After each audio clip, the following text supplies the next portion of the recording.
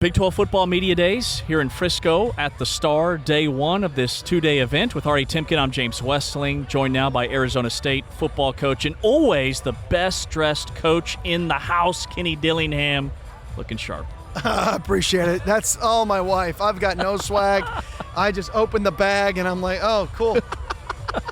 They say Albert Einstein wore the same thing every day because it was one less thing to think about. He didn't want to get up and have to think about what he was going to wear. Yeah, I'm nowhere near that. I don't want to compare myself to him, but I definitely I'm just not smart enough to color coordinate, so I just leave all that stuff up for her. There you go. Coach, Media Day is a little bit different than this time last year, I would say. So what a ride it's been for you guys, and how are you handling all the attention, all the hype from everybody? Yeah, I mean, it's the same thing, just like flipped upside down. Right. It's all it is. It's you either listened to the noise last year and thought we sucked, or you listen to the noise this year and think we're good. The reality is you shouldn't listen to any of the noise and just work. And work works. There's no secret to success. You know, if you're talented enough and you work, you're going to have success. I've heard you talk a lot about having the wrong play call on that fourth down against Texas. I don't mean to just jump right into that, but I'll just jump right in. I've heard you talk about that a lot this offseason, having the wrong play call. I'm just curious for your approach following a loss like that. Like I covered the Spurs and Greg Popovich. They lost in a crazy Game 6 to the Heat in an NBA final situation. And basically the next training camp, they watched every play of that game to make sure that they knew that it wasn't crazy things that happened outside their control. It wasn't the basketball gods. It was things that they did that they were in control of. I'm always curious about how coaches kind of respond to tough losses like you guys had in the Peach Bowl.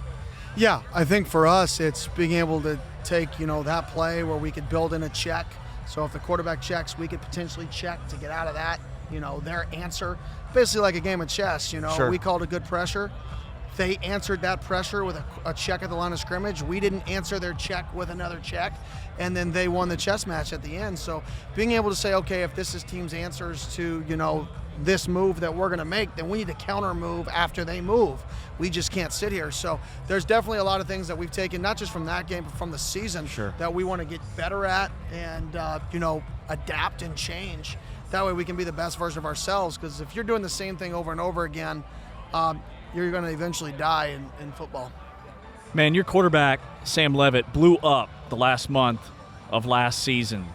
You told us after the season that you kind of eased him into the offense. So what's the next step for him, and where is he at in terms of his leadership, and how much better could he be this year than he was even towards the tail end of last year? Yeah, the next step for him is taking over the offense, and that's running it, everything through him. Whether it's checks, whether it's run game, whether it's a quick controlled passing game on earlier downs with, losing out on scat. We've got some other backs that are going to come in there and do a great job. But whether it's more controlled passing game with him on early downs, whether it's knowing when to not take a sack, when to throw the ball away, all of those things I think he's going to be better at. He's taken a lot of pride in preparing to play the game, not just based off of his athleticism, but the down and distance and the situation, and understanding that different situations call for different skill sets to come out. And he's taken a lot of pride of that in spring ball. So I'm really excited to see him take over the offense like he started to towards the end of that year. Well, I think that's one of the things when people bring up the loss of Scadaboo, which is a huge loss. I think people are underrating the evolution of Levit over the course of last season. And we even talked to Arroyo about this last year. You guys kind of slowly evolved it to see what he can handle. And that's one of the, again, Scadaboo's a huge loss. But the fact that Levit was able to evolve slowly over the course of the year to the point where he looked electric without Jordan Tyson in the playoffs. That's without your number one wide receiver, that's difficult to do. So for me, that's all I needed to see to know that he's going to take a huge step this year. Yeah, and for him, a lot of things in the quick game world, we watched him. We watched some other NFL quarterbacks in terms of some footwork stuff to increase his consistency on early downs. And he's really dove into it full speed. He made a few tweaks and changes to become a better and more efficient early down passer. And I think him being able to watch some of those guys that do it at the highest level and how he can tweak his game to more fit his style, but be more efficient, I think is going to, I think there's going to be dividends that start to get paid early in the season. Are you not paranoid? You are like every football coach is so paranoid, and you're just like Paranoid about what? with injuries. I'm just saying, like you come out and Levit's going to miss the game this week. Like no coach does that. To me, I want to show confidence in the guys that are going to take the field. I want our guys to know we're going to take the field. We're not going to be scared. We're going to attack it. And if we lose some competitive advantage, great. I have confidence in our players. And that's one of my biggest things is I want our guys to know that I believe in them. I want our guys to know that they can go play fast, play free, and we're not just going to take you out if something bad happens. Like, we're going to believe in you, whether it's the quarterback, the right guard, the tight end, and if you make a mistake, get back in there. We're going to believe in you as long as you play as hard as you can play. That's all I care about. I care that you give everything you got every single play for however long we have to play.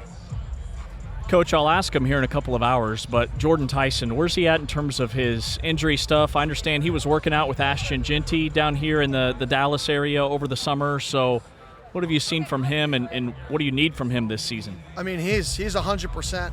I mean, that dude's really only gotten hurt during a football game in his career. He's not, very injury prone. He just had some couple fluke things. He is healthy. He's 10 to 12 pounds heavier. He runs 1.5 miles faster. He is so dialed in mentally right now to the game. His focus level, how he eats, how he prepares, how he lives his life. I think the difference in Jordan Tyson showed up, and this is the fun part about college football. Jordan Tyson showed up as a 19-year-old, 18-year-old kid. And he's going to leave this program a 21-year-old grown man who's about to go make a lot of money in this profession for a long time. And his maturity and just how much he's grown up under Hines Ward is something that I'm proud of. Not just the football stuff, just who he is as a person is I couldn't be more proud of who he is. So, I mean, not many holes in your team last year, but one area certainly that could use improvement would be your pass rush. Now, that was offset by the fact that you're so dominant on your rush defense and so good at turning teams over. But, like, how much do you look at why you weren't able to get to the quarterback and sack him? I know you pressured him and crossed some errant throws with your pass rush, but what are the types of things you looked at this offseason to try to improve your pass rush? And doesn't matter if you can stop the run like that. Yeah, well, obviously stopping the run is A, right? And stop the run the football. The game is very simple. I know people have tried to change it and gotten wider splits and changed it. The game is very simple. Yeah. If your guy whoops the other dude's ass in front of him, you're probably going to win a lot of games. And that'll never change. So what we did, though, is you have to be better at pass rush because you have to be able to win third downs at a higher rate and passing downs on second down at a higher rate than we did this last year. And Clayton Smith's gained 18 pounds. He's a third-year returning starter. He's 1 mile faster than he was last year, and he's gained that amount of weight. Prince Dorba's gained about 15 pounds, and he's faster. Elijah's gained 10 to 12 pounds. He's faster. Justin Watley has lost body fat. So when you look at our defensive ends and our edge players, they're bigger and they're faster. And then us, schematically, we have to be better. Like, I talked to our defensive staff. We got to put guys and think of D-line play more as wideouts and DBs. We have to get defensive ends on offensive guards. We have to get best pass rushers soloed on centers. We have to do a better job without pressuring, getting the best matchups for our guys on those passing downs. Instead of just lining up and saying win, we need to be able to help those guys win more, and that's something we've really studied this offseason. Talking Arizona State football with the defending champs, Kenny Dillingham is joining us here on Big 12 Radio. I've heard you say now 3 or 4 times about guys that have added muscle or lost weight or added more speed during the offseason. What do you put these guys through in terms of your offseason conditioning program? Yeah, Coach Joe Connolly is phenomenal. Probably the best I've ever been around in terms of strength and conditioning. I lean on him on that.